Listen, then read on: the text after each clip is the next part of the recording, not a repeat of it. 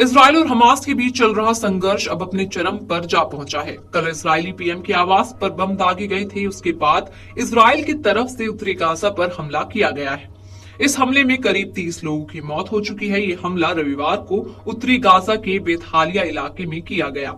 ये हमला हमास के इलाके को टारगेट करते हुए किया गया है। इस हमले को लेकर एक अस्पताल की ओर से सूचना दी गई है कि इस हमले के कुछ समय बाद गाजा स्काईलाइन में भी धमाका हुआ। इस धमाके में करीब 1 दर्जन लोग जख्मी हो गए। इजराइल की ओर से गाजा में फौजी एक्शन पिछले 1 साल से किया जा रहा है। 2023 के अक्टूबर में इजराइल के ऊपर हमास का बड़ा हमला किया गया था। हमास लगातार एक अलग फलस्तीनी राष्ट्र की मांग लंबे अरसे से कर रहा है। पिछले साल शुरू हुए ये संघर्ष अब अपने चरम पर जा पहुंचा। इसको लेकर इजराइल चारों तरफ युद्ध में शामिल है। इसमें ईरान, लेबनान, सीरिया और यमन के हूती इलाके भी शामिल है। हिजबुल्लाह के अटैक के बाद इजराइल बौखला गया है। साथ ही आपको बता दें कि कल टॉप लीडर ने इस हमले की निंदा की और कहा कि हिजबुल्लाह ने सभी रेखा को लांघ दिया है। अब परिणाम भुगतने को तैयार रहने की चेतावनी भी दी थी। इजरायली रक्षा मंत्री ने रविवार को बयान दिया कि इजराइल के प्रधानमंत्री, जिन्हें ईरान और उसके समर्थकों द्वारा धमकी दी जा रही है, जो उनकी हत्या करने की कोशिश कर रहे हैं, वे हमारी धमकी को अपने घर में बर्दाश्त नहीं कर पाएंगे। इजराइल के प्रधानमंत्री बेंजामिन नेतन्याहू के घर पर फिर से हमला हुआ था।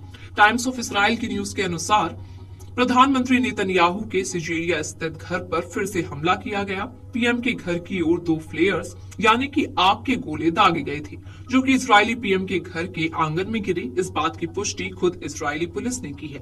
हालांकि ये हमला किसने किया और कहां से हुआ, इस बात की जानकारी पुलिस ने नहीं दी है।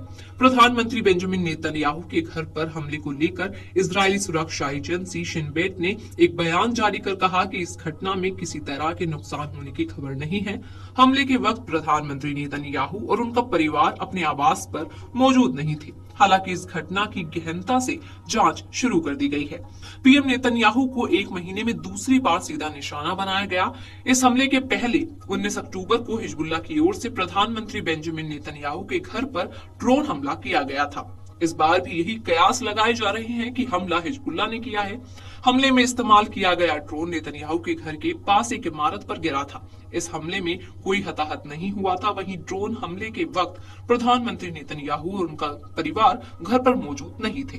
इजरायली प्रधानमंत्री के घर पर हुए इस हमले की इजराइल के सभी राजनीतिक दलों ने घोर निंदा की। विपक्ष के नेता यार लैपिड और बेनी गेट्स ने भी इस हमले के दोषियों के खिलाफ सख्त कार्रवाई करने की मांग की है।